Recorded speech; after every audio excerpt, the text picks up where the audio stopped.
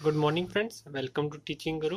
तो आज के टॉपिक में हम बात करेंगे 5S और 3M के बारे में। जैसे कि हम इंडस्ट्री में हम यूज़ करते हैं 5S को। देखते हैं कि 5S क्या होता है, हम 5S किसे बोलते हैं। तो 5S सबसे पहले मैं बता देता हूँ कि किसी कहीं पे भी हम इसको यूज़ कर सकते हैं 5S को। इसका मतलब होता है कि इसमें 5S होते हैं। 5S का मतलब देखेंगे हम, ये जैपनीज़ वर्ड होते हैं जितने भी हमने यहाँ पे लिखे हुए हैं। इनके बारे में एक एक देखेंगे कि इनका क्या मतलब होता है। तो 5S को हम इंडस्ट्री में, किसी भी इंडस्ट्री में कहीं भी यूज़ कर सकते हैं। घर में यूज़ कर सकते हैं, मैनेजमेंट में यूज़ कर सकते हैं। जैसे कि मैंने यहाँ पे लिखा है, it is used anywhere. Industrial हो गया, होम हो गया, या फिर मैनेजमेंट हो गया, किसी भी हम इसको कहीं पे भी यूज़ कर सकते हैं 5S का। 5S के बारे में, तो जो भी ये एस होती है, इसका मतलब है कि एस स्टार्ट होगा हर एक वर्ड। जैसे कि सीरी, सियटन, सीसो, सिकित्सु और सेरेने और शित्सुके। तो ये सब, ये आपको बोलने में थोड़ी तकलीफ होगी क्योंकि ये जापानीज वर्ड है। और इसका हम देखते हैं कि हमारी लैंग्वेज में इसका क्या मतलब होता है। इंडस्ट्री में अगर कहीं पे सीरी होगा, सीटोन होगा, सीसु, सिकेत्सु, शित्सुके, तो इनका क्या मतलब होता है। तो जो फर्स्ट वाली एस होती है, सीरी, तो इसका क्या मतलब है, सॉर्टिंग। सॉर्टिंग क्या होता है, छांटना। अब छांटना कैसे, क्या छांटेंगे हम, नेसेसरी और अननेसेसरी आइटम्स को। सॉर्टिंग यानी कि देखिए, यहाँ पे एक एक जगह पे नट पड़े हैं, यहाँ पे ही बोल्ट पड़े हैं। सपोज कीजिए ये बोल्ट पड़ा है, ये नट पड़े हैं। अगर हमने इसको, इसकी शॉर्टिंग करनी है, यानी कि बोल्ट वाले को बोल्ट को बोल्ट में रखना है और नट वाले को नट में रखना है हमने, ठीक है। तो ये होती है हमारी शॉर्टिंग। यानी कि अगर इंडस्ट्री में हम हर एक मैन्युफैक्चरिंग प्लांट में हर एक की शॉर्टिंग करके रखेंगे, हर एक प्रोडक्ट की, जो भी जहाँ पे प्रोडक्ट रखना है उसको उसी प्लेस पे रखेंगे। तो जब हम उसको बाद में जब हमने उसको इस्तेमाल करना होगा तो हमें आसानी से मिल जाएगा। हैमर कहाँ पे रखना है, प्लायर कहाँ पे रखना है, यानी कि 22 नंबर के बोल्ट कहाँ पे रखने हैं, 36 नंबर के बोल्ट कहाँ पे रखने हैं, तो उसकी शॉर्टिंग होगी। यानी कि हर चीज़ को we sort out necessary and unnecessary items. जो हमें जरूरत का आइटम है वो हम पास में रखेंगे, अननेसेसरी आइटम को हम दूर रखेंगे जिसकी हमें बाद में जरूरत पड़ेगी। वो होता है सीरी। उसके बाद है सीटोन। सीटोन क्या होता है, सिस्टमेटिक अरेंजमेंट और पुट थिंग्स इन ऑर्डर। यानी कि जो भी हमारी चीज़ें, उनको हमने एक ऑर्डर में रखना है।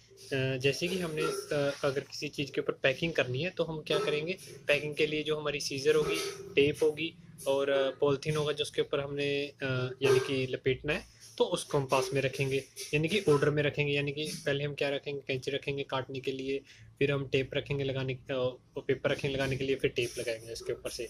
तो ऐसी इंडस्ट्री में क्या होता है कि जो भी मैन्युफैक्चरिंग, जो भी मशीन पे पहले काम करना है, उसको हम एक ऑर्डर में रखते हैं। और उसके बाद क्या होता है, सीसू। सीसू क्या मतलब, clean up, cleaning the work place. जहाँ पे हम काम कर रहे हैं उसको क्लीन अप करना, उसको साफ सुथरा रखना। क्लीन वर्क प्लेस है जो हमारी, उसको साफ सुथरा बना के रखना। अगर हमारी वर्क प्लेस साफ सुथरी होगी तो वर्कर होंगे, उनका काम करने का मन करेगा, वहाँ पे अच्छा काम वो करेंगे, क्लीन करना।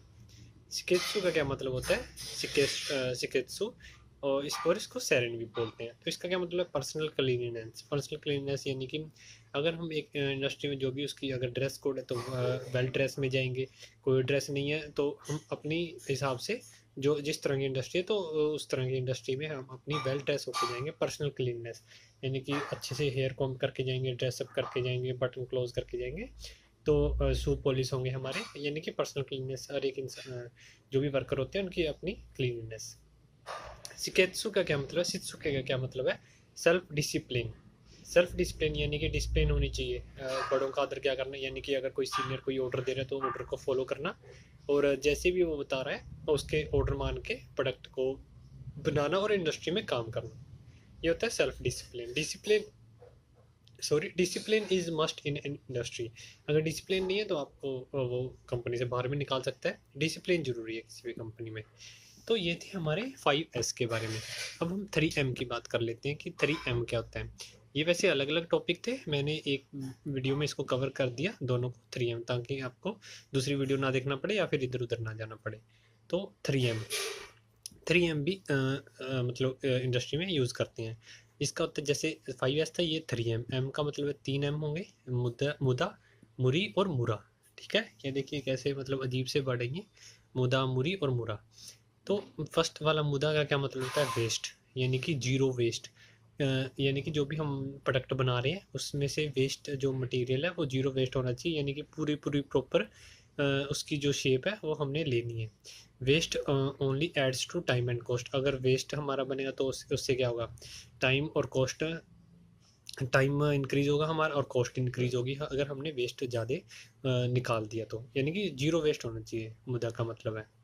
मुरी का क्या मतलब है, स्ट्रेन। स्ट्रेन मतलब कि वेस्टफुल वॉक हमने कम करनी है। स्ट्रेन यानी कि किसी भी, अगर कोई वर्कर इसने यहाँ पे इसकी वो है, ऊपर यहाँ पे उसने काम करना है और ये वर्कर है, यहाँ पे बहुत सारी लाइनें हैं। तो ऐसा होना चाहिए कि सिंपल एक पाथ में जाके वो अपनी मशीन ऑपरेटर तक पहुँच जाए, या फिर कोई प्रोडक्ट है वो इस मशीन पे देना है तो वो जाके यहाँ पे, ये नहीं है कि आसानी से यहाँ पे पहुँच जाए, ये नहीं है कि वो ऐसे घूम फिर के आएगा और इतना उसका टाइम वेस्ट होगा।